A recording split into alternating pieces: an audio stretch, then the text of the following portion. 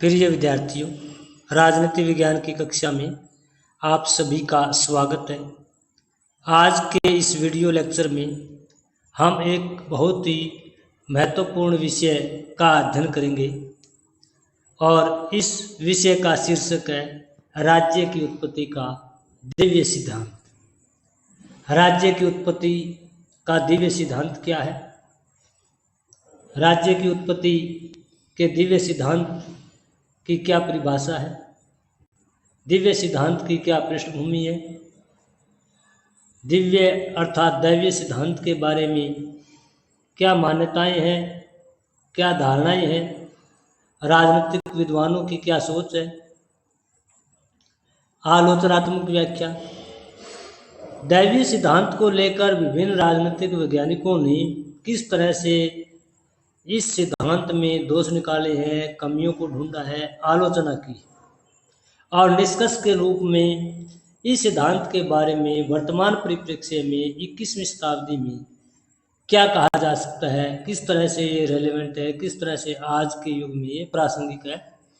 तो इस video lecture में आगे की हम स्लाइड में ये अध्ययन करेंगे राज्य की उत्पत्ति के दिव्य सिद्धांत के बारे में। राज्य जो है वो राजनीति विज्ञान की एक महत्वपूर्ण तत्व है। राजनीति विज्ञान का अध्ययन राज्य के बगैर संभव नहीं है, क्योंकि राजनीति विज्ञान में राज्य, सरकार और मनुष्य के राजनीतिक व्यवहार का अध्ययन किया जाता है। तो राज्य जो है इसका प्राइमरी एलिमेंट है। राज्य का अध्ययन करना जरूरी है और राज्य के अध्ययन करने से पहले ये भी जरूरी है कि राज्य की उत्पत्ति कैसी हुई, राज्य की उत्पत्ति कब हुई, राज्य की उत्पत्ति क्यों हुई। राज्य की उत्पत्ति के विषय में विभिन्न राजनीतिक विद्वानों, राजनीतिक चिंतकों, राजनीतिक वैज्ञानिकों की क्या राय है, क्या दृष्टिकोण है। राज्य उत्पत्ति के अनेक सिद्धांत हैं, जैसे कि दैवीय सिद्धांत, शक्ति सिद्धांत, सामाजिक समझौता सिद्धांत, विकासवादी सिद्धांत, रक्त संबंध सिद्धांत। लेकिन उनमें महत्वपूर्ण जो सिद्धांत हैं वो 4 ही सिद्धांत माने जाते हैं: दैवीय सिद्धांत, शक्ति सिद्धांत, सामाजिक समझौता सिद्धांत और विकासवादी सिद्धांत। तो राज्य की उत्पत्ति के इन सिद्धांतों में पहला सिद्धांत जो है वो दैवीय सिद्धांत है। दैवीय सिद्धांत का मतलब यह है कि राज्य की उत्पत्ति दैवीय कारणों से हुई। सबसे पहले हम इसकी पृष्ठभूमि का अध्ययन करेंगे कि राज्य की उत्पत्ति के विषय में अनेक जो धर्मशास्त्र है, धर्म ग्रंथ है, धर्म गुरु है, राजनीतिक चिंतक है, राजनीति वैज्ञानिक है, उन्होंने क्या क्या विचार दिए। किस देश के धर्म ग्रंथों ने या किस देश की सभ्यता ने, संस्कृति ने राज्य की उत्पत्ति के बारे में किस तरह के विचार प्रस्तुत किए, इसकी पृष्ठभूमि का अध्ययन करेंगे हम। सबसे पहला पॉइंट इसमें है कि राज्य की उत्पत्ति का यह सबसे प्राचीन सिद्धांत, दैवीय सिद्धांत को राज्य उत्पत्ति का सबसे पुराना सिद्धांत माना जाता है, सबसे पहला सिद्धांत माना जाता है। बाकी सिद्धांतों की उत्पत्ति बाद में। यह सिद्धांत मानता है कि राज्य की उत्पत्ति ईश्वर द्वारा हुई है और ईश्वर ने पृथ्वी पर शासन करने के लिए राजा को भेजा है। एक प्रकार से राजा ईश्वर का प्रतिनिधि है, राजा ईश्वर के प्रति उत्तरदायी है। ईश्वर ने पृथ्वी पर शासन करने के लिए राजा को भेजा है। राजा के आदेश ईश्वर के आदेश। भारतीय दृष्टिकोण के अनुसार राजा की उत्पत्ति देवताओं के अंश से हुई है। हिंदू धर्मशास्त्रों में, चाहे रामायण हो, महाभारत हो और दूसरे ग्रंथ हो, जिसमें अनेक प्रकार से देवी देवताओं के बारे में कहा गया है, जैसे इंद्र देवता के बारे में, यम के बारे में, सूर्य देवता, अग्नि, वरुण, चंद्र, कुबेर इत्यादि देवताओं। सबका अपना अपना अलग अलग कार्य है। कोई प्रकाश दे रहा है, कोई शांति दे रहा है, कोई धन की वर्षा कर रहा है, कोई और दूसरे परिप्रेक्ष्य में उन देवताओं का महत्व है। भारतीय दृष्टिकोण में राजा की उत्पत्ति देवताओं के अंश से हुई। एक प्रकार से इन देवताओं के सभी गुण जो है राजा में विद्यमान है। महाभारत के शांति पर्व में कहा गया है कि पृथ्वी पर अराजकता को दूर करने के लिए, जब प्राकृतिक अवस्था में लोग एक दूसरे के साथ झगड़ रहे थे, संघर्ष कर रहे थे, उस अराजकता को दूर करने के लिए ब्रह्मा ने मनु को प्रथम राजा बनाया। महाभारत में कहा गया है कि कोई भी राजा केवल अभिषेक समारोह के उपरांत ही राजा बनता है। अगर अभिषेक नहीं होता उसका तो वो राजा नहीं बनता। महाभारत में राजा को देवता के तुल्य माना गया। ईसाई धर्म की पवित्र पुस्तक बाइबल में भी कहा गया है कि ईश्वर ने पृथ्वी पर राज्य की स्थापना की। हेगल भी जर्मन दार्शनिक हेगल कहते हैं कि राज्य पृथ्वी पर परमात्मा का अवतार है। राज्य को परमात्मा के अवतार के रूप में जर्मन दार्शनिक हेगल ने कहा है। ईसाई धर्म में शासन करने के लिए कहा गया है कि ईश्वर ने राजा को नियुक्त किया है। रोमन चिंतकों का यह विचार है कि ईश्वर परोक्ष रूप से राज्य का शासन करता है, यानी ईश्वर जो है अपने प्रतिनिधि राजा के माध्यम से राज्य पर शासन करता है, राज्य के कानूनों नियमों का पालन करवाता है। यहूदियों के जो धर्म ग्रंथ है जिसे तनख कहते हैं, तनख का मतलब है एक प्रकार की यहूदी बाइबल है, बहुत ही पवित्र धर्म ग्रंथ है। इसमें भी राजा को ईश्वर का प्रतिनिधि माना गया और राजा को ईश्वर के प्रति उत्तरदायी माना गया है। राजा जनता के प्रति, अपनी प्रजा के प्रति उत्तरदायी नहीं। राजा अपने कार्यों के लिए जनता के प्रति उत्तरदायी नहीं बल्कि ईश्वर के प्रति उत्तरदायी है, क्योंकि राजा की नियुक्ति ईश्वर ने की है, जनता ने नहीं की है। राजा का आदेश ईश्वर का आदेश होता है, चाहे वो उचित हो या अनुचित हो, क्योंकि राजा जो कुछ कार्य कर रहा है वो ईश्वर की आज्ञा पर, ईश्वर के संदेश पर कर रहा है। अब ईश्वर के आदेश जो होंगे वो जनता को उनका पालन करना होगा। अगर पश्चिमी साहित्य संस्कृति का अध्ययन किया जाए, यूरोपियन दृष्टिकोण का अध्ययन किया जाए या रोमन दृष्टिकोण का या यूनानी दृष्टिकोण का अध्ययन किया जाए, तो राजा को ईश्वर का प्रतिनिधि माना गया है। उसका हर आदेश न्यायप्रिय माना जाता है, न्यायोचित माना जाता है। लेकिन भारतीय दृष्टिकोण में ये कहा गया है कि राजा अधर्म और अत्याचार का मार्ग अपनाते हैं तो वह दंड का भागीदार होगा। प्रजा उसे पद से विस्थापित भी कर सकती है। राजा का कार्य जन कल्याण का है, जनता की भलाई के है। राजा का कार्य धर्म के मार्ग पर चलना है, लोगों को सन्मार्ग पर लेकर आना है, ये राजा का कार्य है। इस दृष्टिकोण से भारतीय और पश्चिमी राजनीतिक विचारकों के दृष्टिकोण में थोड़ा अंतर दिखाई देता है। राज्य की उत्पत्ति के संबंध में अनेक प्रकार की धारणाएं हैं, मान्यताएं। विशेष करके पश्चिमी राजनीतिक विद्वानों में कहा गया है कि राजा और राज्य दोनों का निर्माण ईश्वर ने किया है। राजा अपने कार्यों के लिए ईश्वर के प्रति उत्तरदायी है, प्रजा के प्रति नहीं, क्योंकि प्रजा ने राजा की नियुक्ति नहीं की, राजा को अपने प्रतिनिधि के तौर पर चुना नहीं है, नियुक्त नहीं किया है। ईश्वर ने नियुक्त किया है तो राजा ईश्वर के प्रति उत्तरदायी। राजा की आज्ञा का उल्लंघन करना एक प्रकार से ईश्वर की आज्ञा का उल्लंघन करना है, क्योंकि राजा अपनी आज्ञा का पालन नहीं करवा रहा, राजा ईश्वर की आज्ञा का पालन करवा रहा है। राजा तो ईश्वर और प्रजा के मध्य एक माध्यम है, और जो इसका उल्लंघन करता है इसका मतलब वो प्रजा अधर्म कर रही है। राजा द्वारा किए गए सभी कार्य न्यायिक होते हैं, क्योंकि राजा अपनी मर्जी से कार्य नहीं करता। राजा ईश्वर के आदेशों के द्वारा करता है, ईश्वर के प्रतिनिधि के तौर पर कार्य करता है। इंग्लिश पॉलिटिक्स में कहावत है, the king can not do wrong, राजा गलती नहीं कर सकता। तो राजा जो है उसके द्वारा किए गए सभी कार्य न्यायिक होते हैं।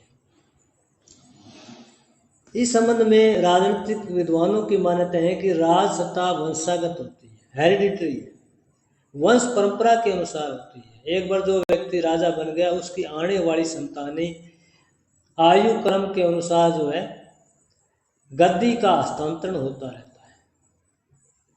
और ये सिद्धांत मानता है कि शासन करने का अधिकार वंश प्रणाली पर होता है। एक ही वंश से राजा जो है आगे की आगे जो है राजा का बड़ा पुत्र, फिर उसका बड़ा पुत्र, फिर उसका आगे बड़ा पुत्र राजगद्दी पर आसीन होता है। तो राज्य का दैवीय सिद्धांत राज्य उत्पत्ति का राज सत्ता का ही मार्ग प्रशस्त करता है। इस सिद्धांत में ये मान्यता दी गई है कि राजा के आदेश का पालन न करने पर जनता को पाप लगता है, क्योंकि प्रजा या जनता राजा के आदेशों का पालन नहीं कर रही बल्कि ईश्वर के आदेशों का पालन कर रही है। और ईश्वर के आदेशों का पालन न करना एक प्रकार से पाप है, एक प्रकार से सामाजिक बुराई है। अब इस सिद्धांत को लेकर बहुत सारे राजनीतिक विद्वानों ने इस सिद्धांत की कमियों को ढूंढा है, इस सिद्धांत में दोषों को ढूंढा है, इस सिद्धांत की अनेक आधारों पर आलोचना की और इस सिद्धांत को पूरी तरह से अस्वीकार्य माना है। आलोचक मानते हैं कि यह सिद्धांत पूरी तरह से काल्पनिक है, यानी कल्पना मात्र है, इसको कोई वास्तविकता नहीं, और इसे तर्कहीन और अंधविश्वास मानकर इसकी आलोचना की गई। इस सिद्धांत के आलोचक मानते हैं कि राज्य की उत्पत्ति ईश्वर द्वारा नहीं बल्कि मनुष्यों के द्वारा की गई है, यानी राज्य की उत्पत्ति किसी ईश्वर या दैवीय या अति प्राकृतिक शक्ति ने नहीं की बल्कि मनुष्य ने स्वयं की, और धीरे धीरे राज्य रूपी संस्था का विकास हुआ। आलोचक ये मानते हैं कि यह सिद्धांत केवल धार्मिक विश्वास और भय की भावना पर आधारित है। इस सिद्धांत का आधार ही धार्मिक विश्वास है, धार्मिक मान्यताएं हैं और भय की भावना है कि धर्म के प्रति लोगों में भय रहता है, और भय के कारण जो है वो राजा को एक साधारण व्यक्ति नहीं, राजा को ईश्वर का प्रतिनिधि मानते हैं। राजा के आदेशों का पालन करना ईश्वर के आदेशों का पालन करना मानते हैं। राजा की आज्ञा के आदेशों का उल्लंघन करना वो एक प्रकार से पाप कर्म मानते हैं। आलोचक ये मानते हैं कि यह सिद्धांत राजा और शासकों की निरंकुशता और तानाशाही को बढ़ावा, यानी दैवीय उत्पत्ति का सिद्धांत एक प्रकार से अति प्राकृतिक सत्ता को इंगित करता है, जिसमें किसी प्रकार की वैज्ञानिकता या व्यवहारिकता हमें दिखाई नहीं देती। और इससे क्या है कि राजा को और ज़्यादा प्रोत्साहन मिलता है निरंकुश होने का, तानाशाह होने का, और वो जनता पर और ज़्यादा जुल्म करता है और ज़्यादा ज्यादतियाँ करता है, क्योंकि वो जनता के प्रति उत्तरदायी नहीं बल्कि ईश्वर के प्रति उत्तरदायी है। आलोचक यही मानते हैं कि यह सिद्धांत वर्तमान समय में प्रचलित लोकतांत्रिक प्रणाली के विरुद्ध है। वर्तमान समय में पूरे विश्व की राजनीतिक व्यवस्थाओं में लोकतांत्रिक व्यवस्था सबसे ज़्यादा लोकप्रिय मानी जाती है, और यह सिद्धांत जो है राजतंत्र का समर्थक है, वंश प्रणाली का समर्थक है, तानाशाही प्रवृत्ति का समर्थक है। इसलिए सिद्धांत की आलोचना करते हैं। आलोचक ये मानते हैं कि यह सिद्धांत वैज्ञानिकता के विरुद्ध है और राज्य की उत्पत्ति ईश्वर ने नहीं बल्कि मनुष्यों ने अपने कल्याण के लिए की। राज्य की उत्पत्ति कोई अति प्राकृतिक सत्ता, किसी देवी देवता ने नहीं की। राज्य की उत्पत्ति मनुष्यों ने की, मनुष्यों ने अपने कल्याण के लिए, अपनी शांति के लिए, सुव्यवस्था के लिए, अपनी भलाई के लिए की। आलोचक यही मानते हैं कि यह सिद्धांत धार्मिक अंधविश्वास और कुरीतियों को बढ़ावा देता है। इस सिद्धांत के द्वारा धार्मिक अंधविश्वास और ज़्यादा बढ़ता है, लोग अपने अधिकारों की मांग नहीं करेंगे, राजनीतिक चेतना कुंद हो जाएगी, लोग तर्क वितर्क का सहारा नहीं लेंगे, धार्मिक विश्वास मान करके राजा के उचित अनुचित आदेशों का पालन करते रहेंगे, और इससे नई राजनीतिक परंपराएं विकसित होगी और लोकतांत्रिक व्यवस्था इसे पूरी तरह से नष्ट होती है। राजनीतिक सहभागिता, राजनीतिक संस्कृति धूमिल होती है। आलोचक यही मानते हैं कि यह सिद्धांत सभ्य मनुष्यों की राजनीतिक चेतना व तर्कशीलता को नष्ट करता है। 21वीं शताब्दी में आलोचक पूरी तरह से इस सिद्धांत को दरकिनार करते हैं। कि लोगों में राजनीतिक चेतना पर प्रश्न चिन्ह लगाता है। लोगों की राजनीतिक चेतना ये है कि हर व्यक्ति को अधिकार मिलने चाहिए, हर व्यक्ति को स्वतंत्रता, समानता, न्याय चाहिए। और ये सिद्धांत मानता है कि राजा करे सो न्याय। राजा के आदेश ईश्वर के आदेश है, चाहे वो जनता के हितों के पक्ष में हो या विरुद्ध हो।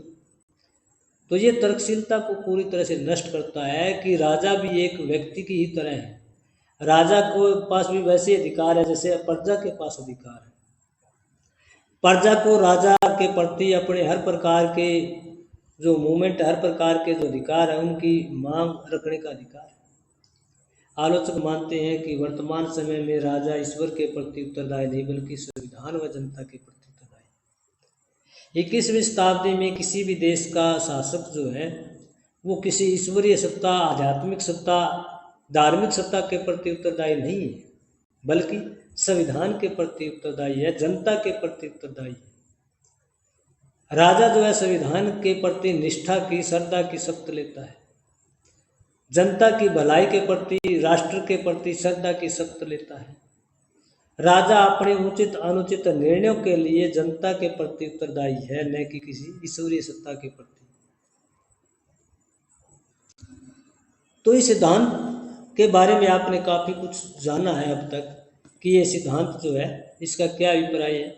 इसके बारे में विभिन्न प्रकार के भारतीय दृष्टिकोण क्या है, यूनानी दृष्टिकोण क्या है, रोमन दृष्टिकोण क्या है, अन्य पश्चिमी विचारकों के दृष्टिकोण क्या है, इस सिद्धांत के बारे में अब तक की राजनीतिक विद्वानों की मान्यताएं क्या रही है, विभिन्न राजनीतिक आलोचकों ने किस आधार पर इस सिद्धांत की आलोचना की है, किस आधार पर इस सिद्धांत को अप्रासंगिक और अवैज्ञानिक ठहराया।